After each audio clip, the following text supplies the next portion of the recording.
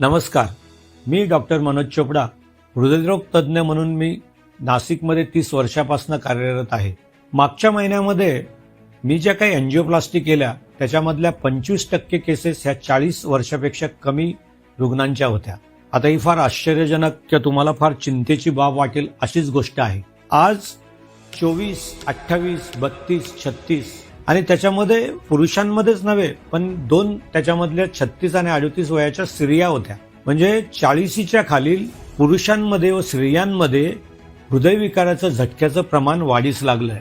आणि आज जेव्हा तरुण पिढी 35 ते 55 गटातली माझ्याकडे येते त्यावेळेस त्यांना हृदयविकाराचा झटका आलेला असतो, त्यांना छातीत दुखत असतं, ECG मध्ये चेंजेस असतात आणि त्यांची मला इमर्जन्सी एंजिओप्लास्टी करावी लागते. आता का बरं 30 ते 35, 40 वयामध्ये हा हृदयविकाराचा झटका किंवा ब्लॉक होण्याचं प्रमाण वाढीस लागलंय? आज जर याचा विचार केला याचं मूळ आपल्या जीवनशैलीत आहे असं मला वाटतं. 35 ते 55 वयामध्ये आपण जेव्हा आपलं करिअर आपल्याला बनवायचं असतं, त्याच्यामध्ये वी वॉन्ट टू सक्सीड, त्याचप्रमाणे आपल्याला आपलं घर तयार करायचं असतं, गाडी घ्यायची असते, मुलांचं शिक्षण, त्यांच्या स्कूल कॉलेजेसच्या ऍडमिशन्स, हे सगळं काही येतं 35 ते 55 वयोगटामध्ये.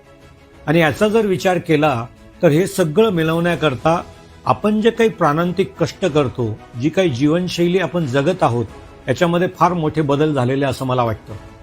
खाण्यापिण्याच्या बदललेल्या पद्धती, आपण कोणाबरोबर खातो, काय खातो, केव्हा खातो, कसं खातो, ह्या सर्व गोष्टी महत्वाच्या ठरतात.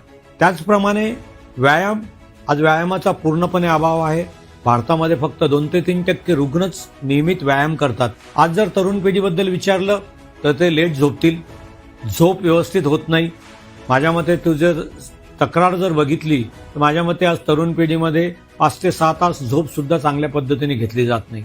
आणि झोप ही सगळ्यात महत्वाची गोष्ट आहे, त्याच्याबद्दल आज आपण विचार करत नाही आहे. कोविडमध्ये आपण बघितलं की कोविड झाला की शरीरामध्ये 10 वाढायचा, त्याच्यामध्ये तुमच्या शरीरात फुफ्फुसामध्ये पहिल्या 2 वेव्हमध्ये गुठळ्या तयार झाल्या, 3ऱ्या वेव्हमध्ये पक्षवाताचा झटका, हृदयविकाराचा झटका जास्त प्रमाणात आढळून आला.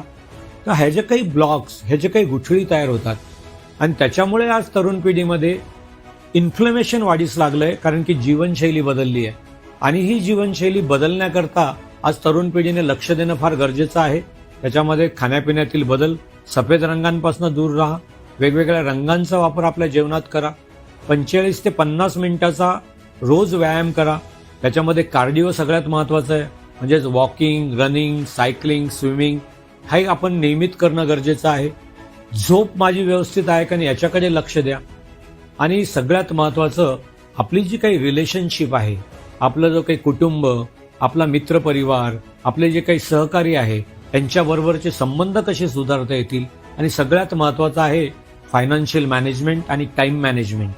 फायनान्सेस, आज आपलं इन्कम कमी आणि खर्च जास्त, कारण की या सगळ्या गोष्टींकरता लागणारा खर्च वाढीस लागला आहे. त्याचबरोबरीने टाइम, वेळच मिळत नाही, ही कंप्लेंट सगळेजण माझ्याकडे येऊन करतात.